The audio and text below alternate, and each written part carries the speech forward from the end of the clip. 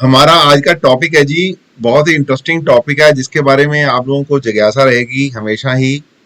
That is मंगल दोषा, जिसको मांगलिक बोलते हैं। मंगल दोषा मांगलिक जिसको बोलते हैं, आपके क्लास में आपके जहन में जरूर इसकी जिज्ञासा होगी कि हमें कैसा पता चलेगा कौन मांगलिक है कौन नहीं है, किसका मंगल दोष कैंसिल हो रहा है। ये सब बातें मैं आपको आज बताऊंगा और देखनी सिखाऊंगा हॉरोस्कोप में। मेरी बात आपको सुनाई दे रही है जी? जरा बोल के बताइए। Yes sir. Okay. Right sir. Okay जी। मंगल दोष क्या होता है? आपने बहुत सुना होगा कि जी उसकी उसका लड़का मंगलिक है जी, उसकी बहन मंगलिक है जी, मेरी बहन बहुत मंगलिक है जी, इसलिए लड़का नहीं मिल रहा जी, मेरी लड़की मंगलिक है जी, मेरा भाई मंगलिक है। बहुत सा सुना होगा, ठीक है।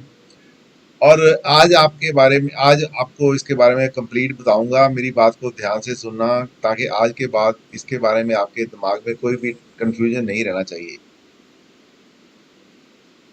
घर 12 होते हैं, मंगल ने कहीं ना कहीं तो बैठना ही होता है आपकी हॉरोस्कोप में। लेकिन जब कभी मंगल फर्स्ट हाउस में, ये फर्स्ट हाउस है आपका, इसमें आ जाता है, फोर्थ हाउस है इसमें आ जाता है,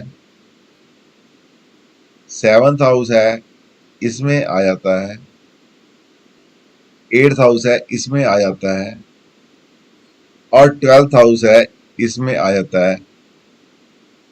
इनमें से कहीं भी हो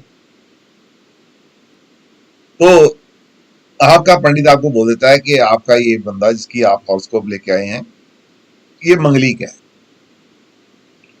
एक स्कूल ऑफ थॉट ऐसा भी है जो दूसरे घर में मंगल को भी मंगलिक मानता है।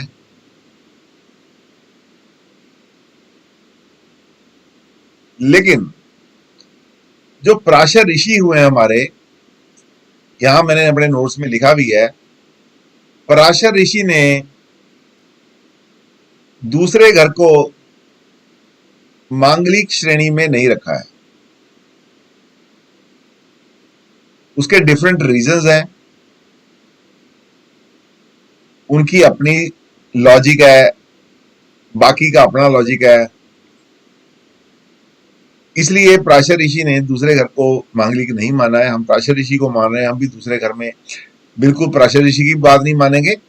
हम ऐसा बोलेंगे ये वीक है, वीक मांगलिक है, ये जो वीक है, वीक मांगलिक, इसके ज्यादा बुरे परिणाम नहीं लेंगे। वीक, देखिए हॉरोस्कोप में 12 घर होते हैं, जिसमें पहले घर में मांगलिक दोष माना जाता है, दूसरे घर में मंगल आता है तो भी मंगल दोष माना जाता है, फोर्थ हाउस में मंगल आता है तो भी मंगल दोष माना जाता है, सेवंथ हाउस में मंगल आता है तो भी मंगल दोष माना जाता है, एट्थ हाउस में मंगल आता है तो भी मंगल दोष माना जाता है, 12वें घर में मंगल आता है तो भी मंगल दोष माना जाता है। लेकिन ऋषि पराशर ने दूसरे घर के मंगल को बहुत ही वीक मंगल माना है। इसलिए कई लोग दूसरे घर को मंगल को मांगलिक मानते हैं, कई बंदे नहीं मानते हैं। आप अपने एक्सपीरियंस से देख लेना, आपको अच्छा लगे तो मान लेना, नहीं तो वीक, इसको बोल देना वीक है, ये वीक, वीक मांगलिक है। अब ये मंगल दोष होता क्या है, क्यों इससे लोग डरते हैं, क्यों ये हमारे पंडितों को कमाई का साधन बनाता है, इसके बारे में आपको मैं समझाता हूं। मंगल के दृष्टि होती है, एक तो फोर्थ दृष्टि होती है, एक 7th दृष्टि होती है, ये 8वीं दृष्टि होती है। ये तो आप लोग सब जानते हैं। अब यदि पहले घर में मंगल बैठता है तो ये यहां से इसको देखता है, ये घर को देखता है। ये चौथा घर है, इसको हाउस ऑफ पीस है, ये हाउस ऑफ पीस इसको देखता है, खराब करता है। मंगल में गुरूर होता है, मंगल में घमंड होता है, मंगल में ईगो होती है, मंगल में एनर्जी फ्लो ज्यादा होने की वजह से गुस्सा होता है। पहला घर जहां बैठा है वहां पे दूसरे घर, ये चौथे घर को देख रहा है। दूसरी बात, हाउस पीस में डिस्टर्ब करता है, वहां पे गुस्सा होता है, जहां कुटुंब इकट्ठा होकर बैठता है, इसलिए इसको बुरा मानते हैं। सातवीं दृष्टि से ये हाउस ऑफ मैरिज को देखता है, जहां पे आपका स्पाउस होता है, इसलिए इसको अच्छा नहीं समझते। अपने स्पाउस से इसका झगड़ा होता रहता है। आठवीं दृष्टि से ये आठवें घर को देखता है, जहां पे फ्रक्टिफिकेशन ऑफ मैरिज होता है। यहां पे होता है फ्रक्टिफिकेशन ऑफ मैरिज, मैरिज का निर्वाह, मैरिज का निर्वाह होता है। तीन घर डिस्टर्ब हो गए, एक चौथा, एक सातवां और एक आठवां, एक जहां बैठा है वो। कुंडली में 12 में से 4 घर डिस्टर्ब हो गए। इन 4 में से शादी के लिए कौन कौन से इंपॉर्टेंट है? एक तो अपना घर, एक सातवां घर सीधे सीधे, आठवां घर बहुत ही इंपॉर्टेंट है, फ्रक्टिफिकेशन ऑफ मैरिज है, मैरिज का निर्वाह कैसे हो रहा है, और इसका इनडायरेक्ट प्रभाव जो चौथे घर की शांति पे पड़ता है। ये हाउस ऑफ पीस है, हाउस ऑफ मदर है, इकट्ठे कुटुंब का घर है। ये सारे कुटुंब को जो वातावरण है उसको दूषित कर देता है, इसलिए इसको बुरा मानते हैं। अब मैं दूसरी बात करता हूं कि चौथे घर में क्यों बुरा मानते हैं, इसको बुरा क्यों मानते हैं। इसको बुरा इसलिए मानते हैं कि चौथी दृष्टि से ये सातवें घर को देख रहा है, जो स्पाउस का घर है। सातवीं दृष्टि से ये देख रहा है 10वें घर को। सातवीं दृष्टि में ये आपके स्पाउस के साथ, अपने स्पाउस के साथ झगड़ा करता है। उस झगड़े का असर कहां पड़ता है? जब किसी घर में लड़ाई होती है तो प्रोफेशन में भी वो अच्छा से काम नहीं कर पाता। कई बार आप देखते हैं, आप बोलते हैं कि यार तू आज घर से लड़के आया है, कैसी बातें करता है। या कभी आपका बॉस यदि बहुत नाराज हो रहा होता है तो बोलता होगा, अब बोलते इसको, इसकी पिटाई हुई होगी घर से, तब ये हमारे पे आज रोक लगा रहा है, ये गुस्सा हमारे पे उतार रहा है। ये 10वां घर, जब 10वां घर कंफर्टेबल नहीं होता तो आपकी रोजी रोटी खराब होती है, आपका प्रोफेशन खराब होता है, मान सम्मान, 10वां घर मान सम्मान का भी है, मान सम्मान भी खराब होता है, इसलिए इसको अच्छा नहीं समझते। और उसका 8वां प्रभाव पड़ता है 11th हाउस पे। 11th हाउस आपकी इच्छा पूर्ति का घर है। आप गुस्से से अपना बना बनाया काम बिगाड़ लेते हैं, जिसकी वजह से आपके रास्ते में रुकावटें आती हैं। इसलिए गुस्सा आपका कहीं होता है स्पाउस के साथ है, उतारते आप अपने प्रोफेशन पे हैं, या बिगड़े काम आपके बनते बिगड़ जाते हैं, बनते बनते काम बिगड़ जाते हैं, इसलिए यहां से अच्छा नहीं समझते। स्पाउस तो खराब हुई, प्रोफेशन भी खराब हो गया। और उसके बाद आ गया ये घर सातवां, ये सातवां घर है। सातवें घर से जब हम मंगल दोष को इसलिए बुरा मानते हैं कि एक तो ये अपने स्पाउस, आपका स्पाउस जो है वो आपके घर को देख रहा है। मंगल गुस्से वाला प्लैनेट है। चौथी दृष्टि से आपका झगड़ा आपके प्रोफेशन को खराब कर रहा है। आठवीं दृष्टि से ये इतना खराब कर रहा है, आपका कुटुंब भी परेशान हो जाता है। ये कुटुंब है, दूसरा घर कुटुंब का होता है, आपका कुटुंब भी परेशान हो जाता है। आपकी लड़ाई झगड़े से आपके पेरेंट्स, आपके रिश्तेदार, चाचे ताए, वो भी असर हो जाता है उन पे। और दूसरी बात क्या होती है, जब प्रोफेशन पे असर आता है तो उसका सीधा सीधा संबंध दूसरे घर की कमाई पे होता है। दूसरा घर पैसे का होता है, पैसे की बरकत खत्म हो जाती है। जब 7th में मंगल होता है तो क्या क्या करता है, एक तो कुटुंब में झगड़ा करवा देता है, चाचे ताए की पार्टनरशिप टूट जाती है। ये पार्टनरशिप का भी घर है, पुराने सालों से चले आ रहे साझे बिजनेस जो होते हैं घर के, वो सारे टूट जाते हैं। दूसरा, यहाँ पे कुटुंब में आपस में झगड़ा होने लगता है, उसकी रेपुटेशन खराब हो जाती है और प्रोफेशन को हिट करता है, इसलिए इसको बहुत ही बुरा मानते हैं। अब आगे आपके 8th हाउस की, ये 8th हाउस वाले को क्यों बुरा मानते हैं भाई? 8th हाउस वाला सीधा सीधा चौथी दृष्टि इच्छा पूर्ति के घर को हिट करता है। आपकी इच्छा पूर्ति डिस्टर्ब हो जाती है। जब इच्छा पूर्ति डिस्टर्ब होगी, हर चीज की इच्छा पूर्ति डिस्टर्ब होती है गुस्से से। आपके गुस्से से आपके हर बनते बनते काम बिगड़ते हैं, लोग आपके दुश्मन हो जाते हैं। और इसका 7वीं दृष्टि कहां पड़ती है? 7वीं दृष्टि पड़ती है आपके दूसरे घर पे। इसका सारा असर पार्टनरशिप बिजनेस पे, इसका सारा असर कुटुंब के बिजनेस पे, इसका सारा असर पैसे पे पड़ता है। और उसके बाद क्या होता है, 8वीं दृष्टि तीसरे घर को जाती है। ये थर्ड हाउस को 8वीं दृष्टि जाती है। ये तीसरा घर बहन भाइयों का है। आपके स्पाउस, आपका मंगल जो यहाँ पे है वो बहन भाइयों से बनने नहीं देता। आपके बहन भाइयों पे आपका गुस्सा जो है वो बहुत हो जाता है, मिसअंडरस्टैंडिंग विद द बहन भाई हो जाती है। आपकी ईगो छोटे बहन भाइयों को तंग करती है। 11वां हाउस बड़े भाइयों का होता है, उनको भी तंग करती है। कुटुंब पूरी तरह टूट जाता है। क्या क्या टूटा, तीसरा घर छोटे बहन भाइयों का, 11वां घर बड़े बहन भाइयों का, दूसरा घर पूरा कुटुंब आपका टूट जाता है। और ये क्या है, 8वां घर फ्रक्टिफिकेशन ऑफ मैरिज, जिसकी वजह से आपकी शादीशुदा जिंदगी में जहर आ जाता है और आप किसी काम के नहीं रहते, बहुत दुखी रहने लग जाते हैं। इसलिए आपका मंगल दोष जो है वो यहाँ पे कहते हैं कि यहाँ पे मंगल का होना अच्छा नहीं है। अब नेक्स्ट आता है हमारा कि 12वां घर। 12वें घर का जो मंगल वीक है, मैंने तो अभी बात ही नहीं की, वीक की बात में बाद में करेंगे। मंगल यदि 12वें घर में हो तो, मंगल 12वें घर में होता है तो 12वां घर अनएक्सपेक्टेड खर्चों का है, फजूल के खर्चों का है, बिना मतलब के खर्चों का है। और 12वां घर आपका बेडरूम है, पति पत्नी का बेडरूम है। यहाँ पे इतनी ईगो अच्छी नहीं होती। यहाँ पे पति पत्नी जैसे ही अपने बेडरूम में एंटर करते हैं उनका आप किसी ना किसी बात को लेकर झगड़ा हो जाता है। झगड़ा किस बात को लेकर होता है वो भी आपको जानना बहुत जरूरी है। चौथी दृष्टि बहन भाइयों के घर पे पड़ती, छोटे बहन भाइयों के।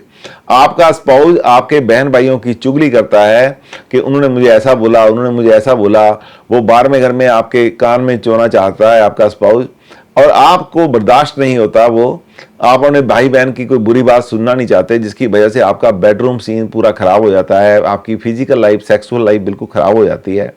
और उसके बाद आता है, ये कहां तक चला जाता है, छठा घर 7वें से 12वां है। ये तो यहां तक चला जाता है कि डाइवोर्स भी हो सकता है। इस बात को लेकर डाइवोर्स तक की नौबत होती है कि छठा घर डाइवोर्स का कारक है। छठा घर शादी में घुटन का कारक है, शादी में जहर का कारक है, शादी में पूरी तरह से बर्बादी का कारक है। छठा घर 7वें से 12वां होने के नाते 8वीं दृष्टि उसकी 7वें घर पे होती है। तो 8वीं दृष्टि से शादी गई, छठे से शादी में दुश्मनी आ गई, तीसरे में बहन भाइयों की दुश्मनी आ गई, 12वां घर आपका खराब हो गया। जो आपका सुकून का घर है, आपका बेडरूम का घर है, सोने का घर है, आपकी रात की नींद खराब हो गई। इसलिए हम मानते हैं कि ये घर अच्छे नहीं है। अब मंगल दूसरे घर में होता है तो क्या होता है, मंगल दूसरे घर में होता है तो उसको इतना कमजोर भी क्यों मानते हैं, इतना अच्छा भी क्यों नहीं मानते, तो क्या है। मंगल दूसरे घर में चौथी दृष्टि से यदि देखा जाए तो वो केवल 5वें घर को देखता है। 5वां घर बच्चों का है, आपकी स्थानीयों का है, गुड हेल्थ का है। मंगल यदि देखता है तो आपकी रिष्ट पुष्ट रहते हैं, आप स्टाउट हेल्थ होती है, रॉबर्ट्स हेल्थ होती है, आपकी कोई प्रॉब्लम नहीं आती है आपको। हाँ, यहाँ से वो आपकी 7वीं दृष्टि से फ्रक्टिफिकेशन ऑफ मैरिज को देखता है, थोड़ा सा यहाँ पे प्रॉब्लम है। और अपनी 8वीं दृष्टि से 9वें घर को देखता है, वो बृहस्पति का घर है। इसलिए केवल एक जगह प्रॉब्लम आती है फ्रक्टिफिकेशन ऑफ मैरिज की, और जहाँ और कहीं भी बहुत ज़्यादा नहीं आती। इसलिए इसको मंगल को कमज़ोर मंगल बोलते हैं। जहाँ पे बैठा है वो कुटुंब का है, घर वाले होते हैं, बच्चे को बचपन से देख रहे होते हैं, उसका गुस्सा सहने की उनको आदत होती है। इसलिए ये शादी के इंस्टीट्यूट को तोड़ने में बहुत बड़ा काम नहीं करता, इसलिए हमको यहाँ से वीक बोलते हैं इसको। बाकी सब जो मंगल हैं वो स्ट्रांग मानते हैं। ये मंगल चौथे घर का भी अच्छा नहीं है, ये चौथे घर का मंगल अच्छा नहीं है, 7वें घर का अच्छा नहीं है, लगन का अच्छा नहीं है, 12वें घर का अच्छा नहीं है, और 8वें घर का भी अच्छा नहीं है। ये है मंगल दोष की गाथा, जो मैंने अपनी बुद्धि के मुताबिक आपको समझाने की कोशिश की है। मुझे ऐसा लगता है कि आपको मंगल दोष क्यों होता है, इसका कारण क्या है, लोग इससे डरते क्यों हैं, ये बात अब तक समझ आ गई होगी। क्या है, आपको समझ आ गई? मुझे फीडबैक दीजिए, नहीं तो मैं दोबारा समझाऊं। आपको समझ आ रहा है? हाँ जी सर, समझ आ गया। पर सर सर अगर बिल्कुल समझ आ गया। हाँ जी, आप क्या बोले थे जी? सर आ गया समझ। ओके जी, सर समझ आ गया जी। आ गया, ठीक है, अच्छी बात है जी। तो अब क्या होता है, आप मोहनी कुछ पूछना चाहती थी बेटे, आप पूछ ले। नहीं सर, मैंने नहीं पूछा था, मेरे ख्याल रंजू जी पूछ रहे थे कुछ। चलो रंजू जी आओ भी, आप भी वेलकम है, आपका स्वागत है। सर नहीं, वो सेकंड हाउस पे पूछ रही थी, आपने बता दिया कि चलो, वो वीक होता है तो इसका इफेक्ट इतना नहीं होता जितना बाकी हाउस का होता है। हाँ जी, हाँ जी, ठीक है जी, चलो ठीक है जी, अच्छी, गुड हो गया। अब हम आते हैं इधर, दोबारा आते हैं। ये आपको स्क्रीन शेयर हो रही है? हाँ जी सर, विजिबल है। विजिबल है, तो ठीक है, मैं आपको इसको थोड़ा ब्रश मारता हूं ताकि आपको, अब ये तो हो गया मंगल दोष। मंगल दोष हो गया, लेकिन ऐसा यदि हम चलें तो सारी जिंदगी में सारी दुनिया कंवारी रह जाएगी। जैसे मैंने बोला कि 6 घरों को मंगल ने घेर रखा है, इसका सारे के सारे घरों पे असर आ रहा है, किसी का ज़्यादा किसी पे कम, इस हिसाब से तो किसी की शादी नहीं होगी। लेकिन मंगल का क्या है, मंगल होता क्या है? मंगल एनर्जी का कारक होता है, मंगल ईगो का कारक होता है, मंगल आपका डे टू डे लाइफ का कारक होता है, मंगल आपकी साहस का कारक होता है, जो जिंदगी में चाहिए, इसके बिना भी बात नहीं बनती। मंगल सेक्स की पावर का कारक होता है, वो भी जिंदगी में, विवाहित जीवन में जरूरी है। अब ऐसे में कहते हैं कि मंगल दोष कैंसल हो गया, कैंसलेशन ऑफ मंगल दोषा। वो कैंसल कैसे होता है? कैंसल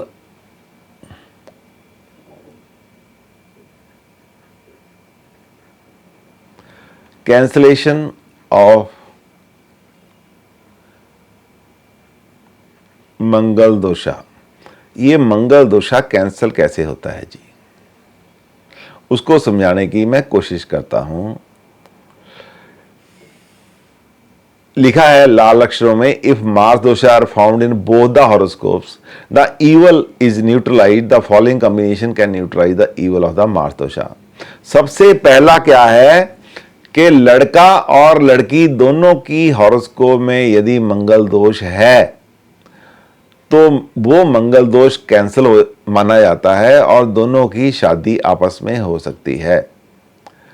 मतलब कहने का ये है कि यदि लड़के की हॉरोस्कोप में भी कहीं मंगल ऐसे घर में बैठा है जहां पे बोलेंगे इसको मंगल दोष है, ये मांगलिक है, और लड़की की हॉरोस्कोप में भी, बोल रहे क्लास चल रही है, लड़की की हॉरोस्कोप में भी मंगल ऐसे घर में बैठा है जहां हम बोलें कि इसकी ये मांगलिक है, तो हम ये बोलेंगे कि दोनों का मंगल दोष एक दूसरे को काट रहा है और इनकी शादी आपस में हो सकती है।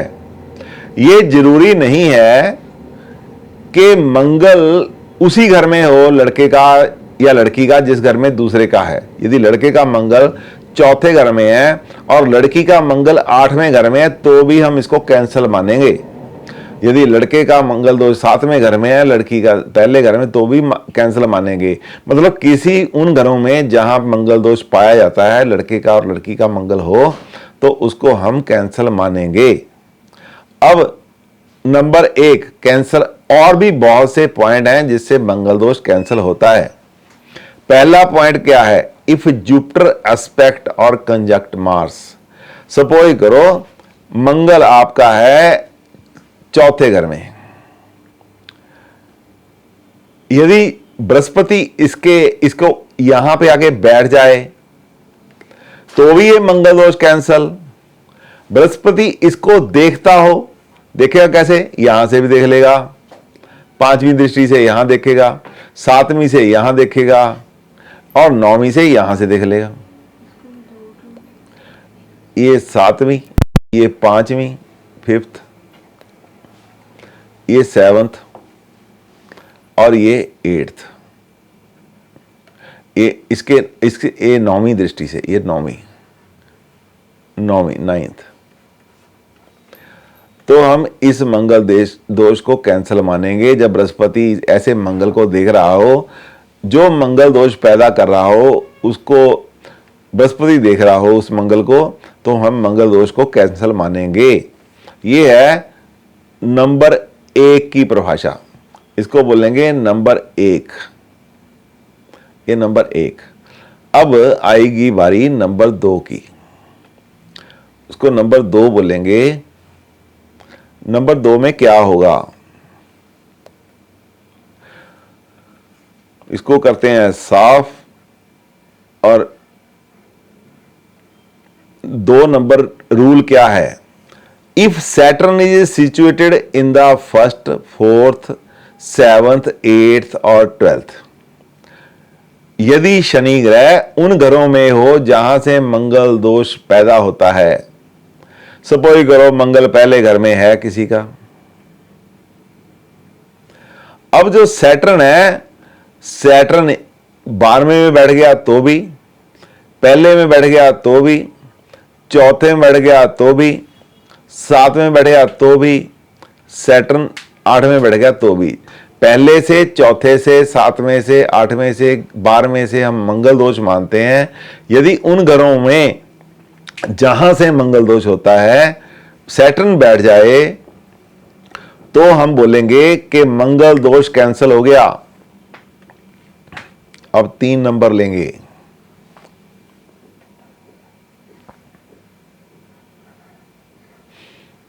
सर क्यों सैटर्न के उससे क्या फर्क पड़ेगा?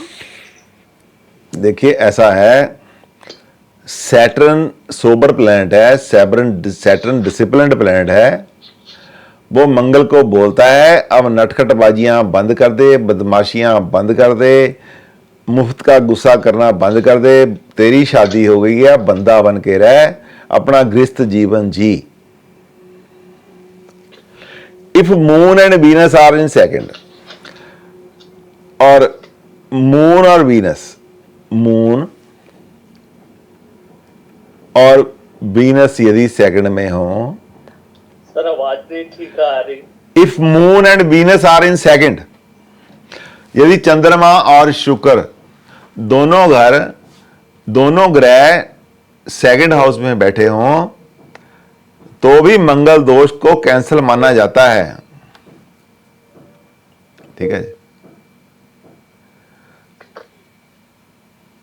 इसलिए वो क्यों, हाँ जी हाँ जी, सर आवाज नहीं ठीक आ रही जी। ओके जी, मैं आवाज तो आ रही है। सर बीच में आपकी आवाज चली गई थी, अब तो ठीक है। कोई नेटवर्क इशू हो जो गया आप होगा point जी। बोल रहे थे मून और वीनस वो together in second house, moon and Venus together in second house, तो मंगल दोष कैंसिल माना जाता है। इसका मतलब क्या है, बहुत ही 2 सॉफ्ट प्लैनेट, 2 बहुत ही सॉफ्ट, बहुत ही इमोशनल, बहुत ही प्यार करने वाले प्लैनेट दूसरे घर में आके बैठ गए हैं। दूसरा घर आपके पर्सनल कुटुंब का और आपकी फैमिली का होता है। हस्बैंड वाइफ का जो कुटुंब माना जाता है वो भी पर्सनल कुटुंब दूसरे घर से देखा जाता है। हस्बैंड वाइफ और बच्चे का कुटुंब भी दूसरे घर से देखा जाता है। माता पिता, ताया ताई, चाचा चाची और हस्बैंड वाइफ और बच्चे वो भी दूसरे घर से देखे जाते हैं एक कुटुंब के तौर पर। वहाँ पे 2 बहुत ही सॉफ्ट, इमोशनल, प्यार करने वाले प्लैनेट बैठ गए हैं जो उसकी हर गुस्ताखी को माफ करते हैं। मंगल दोष वाले हर गुस्ताखी को माफ करते हैं और इनका असर इतना होता है, यहां से इतना उनको प्यार मिलता है कि वो मंगल अपनी बुरी भावना को छोड़कर प्यार की गंगा में गोते खाने लग जाता है। इसलिए उसको बोलते हैं कि ये अच्छा बुरा फल नहीं देगा, कैंसल माना जाएगा। सर मुझे पूछना था। पूछो। हाँ जी सर, अगर वीनस अगर 9th हाउस में हो विद दूसरी राशि तभी भी ये वैसे ही इफेक्ट देगा? आप अभी अपनी हॉरोस्कोप को अभी मत देखिए, आप पूरे पॉइंट सुन लीजिए, आपका प्रश्न उसमें हल हो जाएगा। नहीं मैं, हाँ जी नहीं सर, वो 2 बोला ना इसलिए मैंने पूछा, 2 नंबर हाउस या 2 नंबर राशि? 2 नंबर हाउस, 2 नंबर राशि का और काम है। चंद्रमा वहां उच्च का होगा, वो तो फल उसको मिलेगा ही। शुक्र की अपनी राशि में होगा, वो भी फल उसको मिलेगा। लेकिन 9 नंबर गुरु स्थान का होगा, उसको फिर कैंसल नहीं मानेंगे क्योंकि झगड़े निपटाने के लिए गुरु घर जाना पड़ेगा। ठीक है, आपका सारा इसमें आ जाना है। 4 नंबर है, if Mars and Rahu are together, Mangal और राहु जब इकट्ठे होते हैं तो भी बोलते हैं कि मंगल दोष कैंसल माना जाता है। कैसा, ये क्यों, बड़ा अजीब, बड़ा ही अजीब ये डिक्टम है। इसको समझाने की कोशिश करता हूँ। राहु फॉग है, राहु धुंध है, मंगल एनर्जी है, और राहु मंगल से डरता है। आपने सुना होगा राहु मंगल से डरता है, लेकिन राहु के पास एक ऐसी चीज है जिससे मंगल भी डरता है। राहु के पास जो धुआं है, जो कालस है, उससे मंगल डरता है। क्योंकि यदि कितना ही बड़ा फौजी आदमी, नौजवान, हट्टा कट्टा 6.5 फुट का रेसलर ले आओ और उसकी आंखों में मिर्ची डाल दो, फिर वो किसी काम का नहीं रहता और वो अपनी लड़ाई छोड़ के भाग जाएगा। राहु जो है, यदि मंगल उसके हाउस पीस को, राहु बाकी काम के लिए ठीक है, मंगल से डरता है, लेकिन जब मंगल उसके हाउस पीस को डिस्टर्ब करने की कोशिश करता है तो राहु अपनी मिर्ची निकाल लेता है, अपना धुआं निकाल लेता है कि तेरी आंखों में डाल दूंगा, बंदा बन जा। तो ऐसा एक कॉम्बिनेशन जो बंदे को देता है, ये आपको सुनने में अटपटा लगेगा, आपको किसी किताब में ऐसा वर्णन नहीं है, लेकिन अपने एक्सपीरियंस के साथ आपको मैं बताता हूँ कि मंगल की एनर्जी को लॉक कर देता है। राहु धुंध है, झुंझलाहट आती रहेगी उसको, लेकिन शादी में बर्बादी नहीं होने देगा झुंझलाहट, क्योंकि मंगल की एनर्जी को जब राहु रोकेगा, वो बहुत गुस्सा आ जाएगा, उसको बहुत झुंझलाहट आएगी, अपने पे झुंझलाहट डालेगा, लेकिन शादी के इंस्टीट्यूट को खराब नहीं कर सकेगा, क्योंकि उसमें इतनी हिम्मत नहीं होगी कि वो शादी के इंस्टीट्यूट को खराब कर सके। तो उसके ये जो मैंने कहा, किसी भी हाउस में बैठा हो, किसी भी हाउस में बैठा हो, गुस्सा बहुत होगा, बहुत से और परेशानियां होंगी, लेकिन शादी के लिए वो ऐसा नहीं शादी तोड़ देगा, ऐसा नहीं होगा। ये डिक्टम किसी किताब का नहीं है, मैं अपनी तरफ से, अपने पर्सनल एक्सपीरियंस से बोल रहा हूँ ये। हाँ, लेकिन ये डिक्टम किताब का है कि मंगल एंड राहु आर टुगेदर तो मंगल दोष कैंसिल होता है। ये किताब का वर्णन है, उसको समझाने की कोशिश मैंने जो की है वो अपने ही तरीके से की है। If the house where Mars is situated happens to be its own exaltation sign, जहां पे मंगल बैठा हो वो घर उसका अपनी राशि हो जाए, वहां पे एक्सल्टेशन राशि, मंगल की एक्सल्टेशन राशि 10 होती है, ये 10 नंबर इधर हो जाए, 10 नंबर राशि में बैठा हो तो मंगल की ओन राशि, मंगल की ओन राशि होती है पहली राशि और 8वीं राशि। यदि मंगल अपनी राशि में बैठा है तो भी मंगल कैंसल, यदि वो अपनी एक्सल्टेशन साइन में बैठा है तो भी मंगल का दोष कैंसिल हो जाता है। क्योंकि जब मंगल कोई अपनी राशि में बैठा तो भी अपने घर को खराब नहीं करेगा, यदि वो अपनी उच्च की राशि में बैठा है तो उसमें गरिमा आएगी, गुस्से के साथ गरिमा भी आएगी, अपनी गरिमा को नहीं तोड़ेगा। और अब आ गया नंबर 6 नंबर में, इफ मार्स ऑक्यूपाइज एरीज और पाइसिस, और है यहां फार की जगह और लिख दो, एरीज और पाइसिस, मंगल यदि एरी साइन में होता है यहां पे मंगल खराब नहीं करेगा, यहां पे पाइसिस में खराब नहीं करेगा। यहां पे मंगल जुपिटर के साइन में है, बृहस्पति के साइन में है, और जुपिटर यहां पे नीचे आ गया, यहां पे उसका ओन साइन है, इसलिए यहां पे खराब नहीं करेगा। अब आ गया नंबर 7। नंबर 7 में देखते हैं क्या लिखा हुआ है। नंबर 7 बोलता है, इफ मार्स ऑक्यूपाइज कैप्रिकॉर्न और सैजिटेरियस, ये और है गुड़िया, और था यहां पे, और सैजिटेरियस, और ये जो यदि कैप्रिकॉर्न साइन शनि की बहुत ही बढ़िया राशि है, यदि वो कैप्रिकॉर्न में मंगल है तो वो खराब नहीं कर पाएगा। यदि उसके सैजिटेरियस साइन में बृहस्पति की राशि है तो भी मंगल खराब नहीं कर पाएगा। तो ऐसा हमें देखना है। उसके बाद 8 नंबर आता है, 8 नंबर बोलता है इफ मार्स ऑक्यूपाई कैंसर और Aries.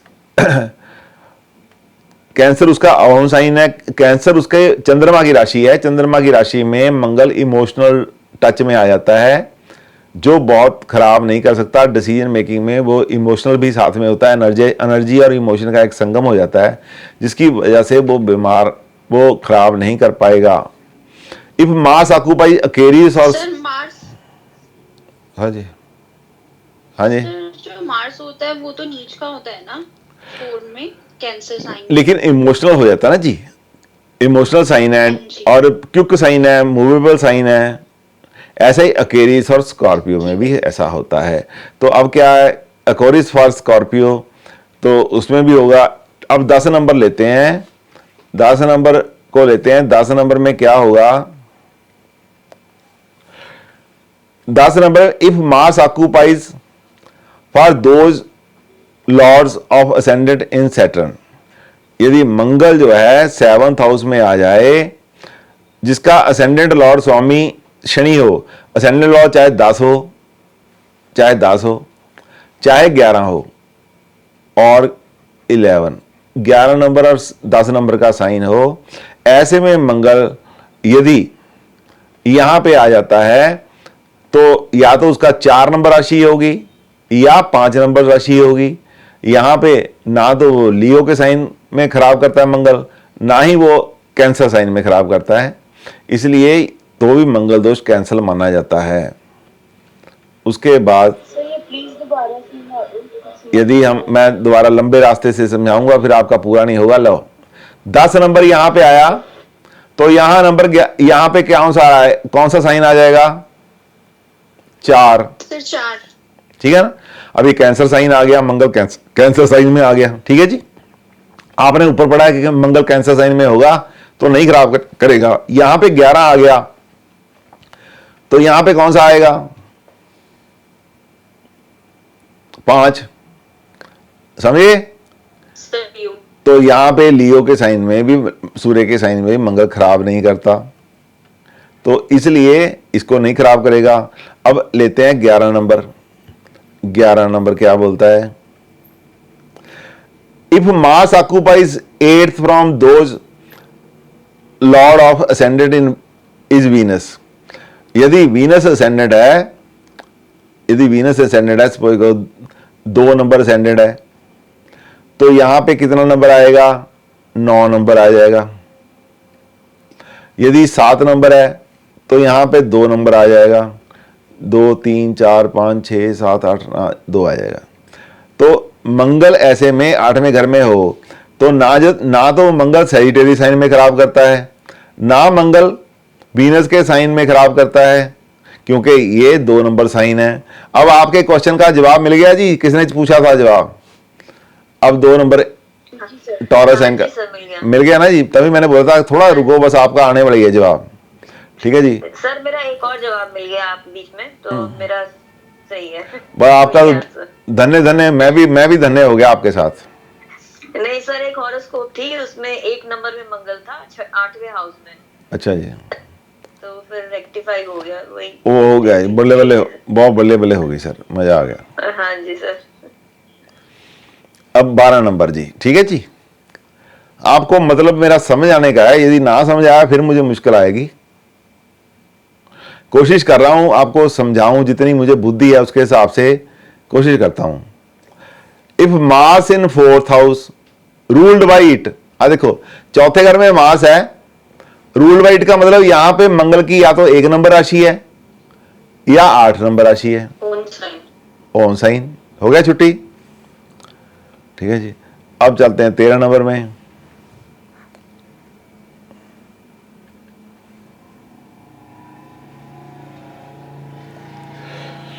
If Mars in 7th house which is identical with cancer और कैप्रिकॉर्न, 7th हाउस में मार्स है या यहां पे कैंसर साइन है या कैप्रिकॉर्न साइन है, ये शनि का है, ये चंद्रमा का है, यहां पे खराब नहीं करता।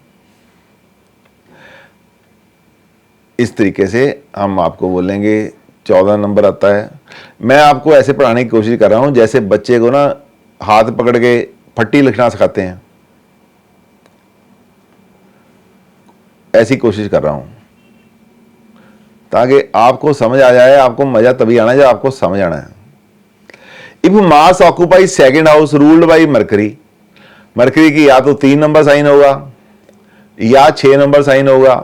मंगल यहां पे आ जाए, काल पुरुष की कुंडली में यहां कौन सा टॉरस की साइन है, और मरकरी के साइन में जब मरकरी का इधर साइन होगा 3 नंबर होगा, तो 4 नंबर इधर होगा, 5 इधर होगा, 6 इधर होगा, 7 इधर होगा, 8 होगा। बृहस्पति के साइन के सामने मंगल आ गया। जब 6 होगा इधर तो 6 लेते हैं, 7 लेते हैं, 8 लेते हैं, 9 लेते हैं, 10 लेते हैं, 11 लेते हैं, 12 लेते हैं, तो भी बृहस्पति के सामने आ गया। तो इस तरीके से ये भी मंगल दोष खत्म हो गया। तो अब आपको पता चल गया होगा कि मंगल दोष तो रहता ही किसी किसी के है। पंडित लोग तो वैसे हर किसी का पाठ करा देते हैं। सर हमारा जो ये मार्स का जो एनिमी है वो सिर्फ मरकरी है, और उसी की राशि में मंगल दोष कैसे खत्म हो? मंगल दोष यहाँ पे उसका सामने वाला घर ने उसकी एनर्जी को ब्लॉक कर दिया बेटे। अब यहाँ पे 9 नंबर राशि है वो भी बृहस्पति की, 12 नंबर राशि है वो भी बृहस्पति की, 6 नंबर को लेते हैं, 3 नंबर को लेते हैं, 9 नंबर आती है, 6 नंबर को लेते हैं, 12 नंबर आती है इधर। तो उसने इस पे वो अटैक कर नहीं सकता, इस पे वो अटैक कर नहीं सकता। यह फ्रक्टिफिकेशन ऑफ मैरिज का घर है। सबसे पहले एनर्जी आती है 7वें घर से। 7वें घर की एनर्जी यहीं ब्लॉक हो गई, ना आगे पीछे जा ही नहीं सकती कहीं। ठीक है जी, ठीक है सर। हाँ जी ठीक है सर। ये हो गया। अब दूसरी बात, अब आपका if Mars in 8th ruled by Jupiter, वो भी बात है। If Mars in 12th ruled by Venus, वो भी आपने देख ही लिया, वीनस के साइन में खराब नहीं करता। इफ मार्स इज इन लियो और ओकेरियस, वो भी आपने देख लिया, खराब नहीं करता। If Mars is in conjunction with Jupiter और द पावरफुल मून, दोनों तरफ चंद्रमा की चलती नहीं है, खराब नहीं करता। तो उसके बाद क्या आता है, the dosha is considerably weak when it exist from the lagna. यदि लगन से बनता है दोष तो वो उसको कमजोर माना जाता है। मंगल लगन में आ जाए थोड़ा कमजोर माना जाता है। Little strong from the moon, चंद्रमा से आता है, चंद्रमा के साथ बैठा होता है, चंद्रमा के 4थे घर में बैठा होता है, चंद्रमा से 7वें घर में बैठा होता है, चंद्रमा से 8वें घर में बैठा हो, चंद्रमा से 12वें घर में बैठा हो, तो उसको स्ट्रॉन्ग मानते हैं। क्योंकि अल्टीमेटली जो भी मंगल दोष के इफेक्ट आते हैं हमारे दिमाग के थ्रू ही वो कार्य करता है।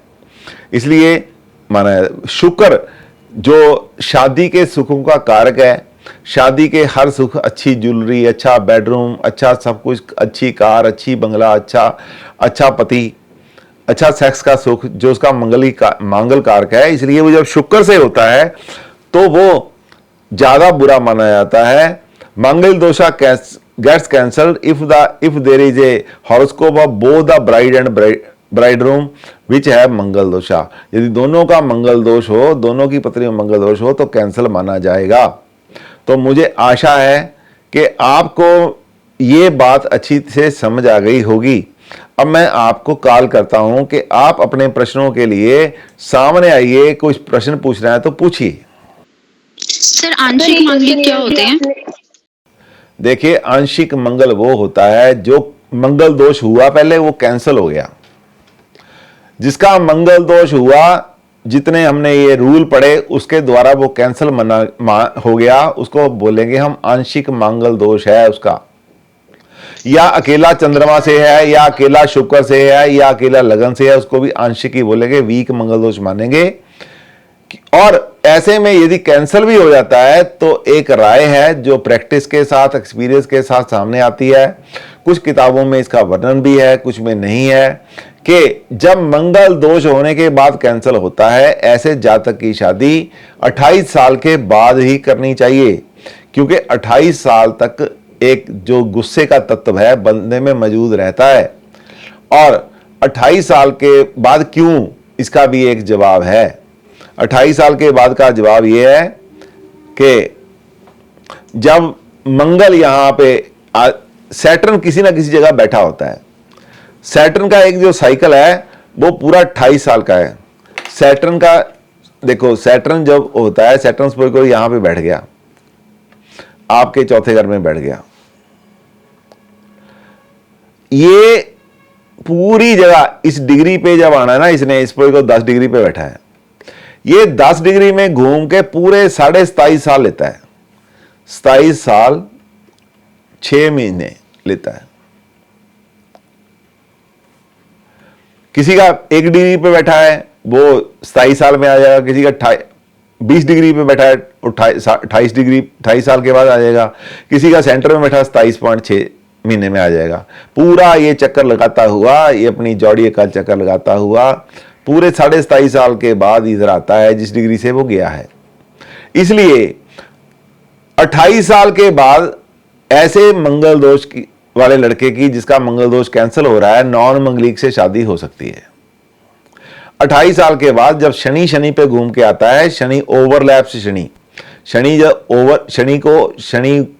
शनि आ जाता है, यहां पे दोबारा घूमता हुआ गोचर का शनि आ जाता है, ट्रांजिट का शनि आ जाता है, तो बंदे को बोलता है कि बहुत नटखटबाजी हो गई, बहुत लड़कपन हो गया, बहुत आवारागर्दी कर ली, बहुत मनमर्जी कर ली, अब बंदा बन जा, तेरा जिंदगी का दूसरा सफर शुरू होने वाला है, जहां पे तुझे जिम्मेवारियां मिलनी हैं, जिसने आपने जिम्मेवारियां संभालनी है, आपके ऊपर, आपके कंधों पे परिवार का वजन आने वाला है, आपके पिताजी बूढ़े हो चुके हैं, आपके माताजी बूढ़े हो चुके हैं, इसलिए आपको ऐसा बनना है कि आप जिंदगी में कामयाब हो जाओ। और शादी के बारे में उसको समझ आ जाती है, शनि समझा देता है कि शादी गुड्डा गुड्डी का खेल नहीं है, ये एक ऐसा इंस्टीट्यूट है। ऐसा नहीं कि थोड़ा सा गुस्सा हो गया, लड़की अपना अटैची उठा के मायके चली गई, लड़के को समझ आती है, ऐसा नहीं है कि थोड़ा सा गुस्सा आ गया बस अपनी वाइफ पे उड़ेल दिया। इस बात की समझ सैटर्न देता है 27.5 साल के बाद। इसलिए ऐसा माना गया है कि 28 साल के बाद ऐसे व्यक्ति की शादी करनी चाहिए आफ्टर जिसका मंगल दोष मंगलीक होके वो कैंसल हो गया हो। ये बात इसलिए मानी जाती है। आशा करता हूं कि बात आपको समझ आ गई होगी। कितनों को समझ आई है बात? ये थोड़ा बोलिए। सर वीक मंगल वालों की भी 28 साल के बाद शादी करनी चाहिए? हाँ जी, हाँ जी, हाँ, बिल्कुल बिल्कुल बिल्कुल। बात समझ आ गई क्यों? हाँ जी सर, जिनका मंगल 12th हाउस में है, 11th साइन में, एक्वेरियस में, उनका फिर मंगल दोष 28 साल। जिसका मंगलीक हो गया ना, जो उसके बाद उसका कैंसिल हो गया, उसकी 28 के बाद शादी करो बस, यदि शांति लेनी है। नहीं तो शांति 28 के बाद ही आनी है। हाँ जी, सर मंगल दोष सर खत्म हो गया तो फिर सर वो नॉन मांगलिक से जब मर्जी शादी कर सकते हैं उसकी? 28 के बाद। समझ आ गई? हाँ जी सर। चलो, thank you very much, thank you very much. मिलते हैं अगली बार। आशा करता हूं मेरा ये वीडियो आपको पसंद आया होगा और आपका कंसेप्ट क्लियर हुआ होगा मंगल दोष के बारे में। यदि अच्छा लगा तो सब्सक्राइब कीजिए, लाइक कीजिए और आगे शेयर कीजिए। Thank you very much.